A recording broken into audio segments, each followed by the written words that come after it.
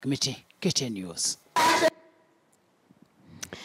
Na mwenyekiti wa maaskofu wa kanisa Katoliki Philip Anyolo ameshtumu idara ya polisi kwa kutumia nguvu kupita kiasi dhidi ya waandamanaji waliokuwa wakipinga marejeleo ya kura za urais katika kaunti za eneo la Luo Nyanza. Anyolo ambaye vile ni askofu wa jimbo la Homa Bay alisema hayo walipotembelea waathiriwa ambao wanadaiwa kushambuliwa na polisi katika hospitali ya misheni ya Ombo.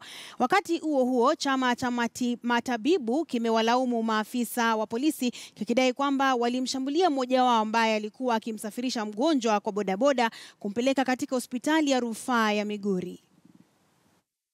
Left upper and that arm was distracted by the bullets. A clinical officer intern at the Migori County Referral Hospital, this one here, was brutally attacked and assaulted by armed policemen on his way to the referral hospital, which is 30 kilometers away from the facility where he was.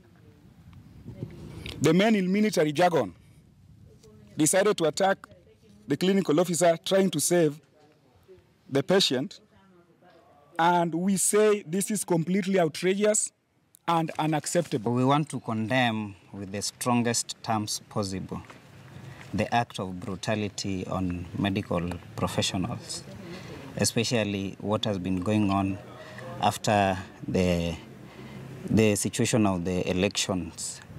We categorically want to say to the police and to the people who are responsible that it is inhumane and it is not right to brutalize medical workers at whatever level. Police are meant not to kill innocent people, but they are meant to protect their lives, and especially when it goes to the issue of the young people like the ones I've seen here.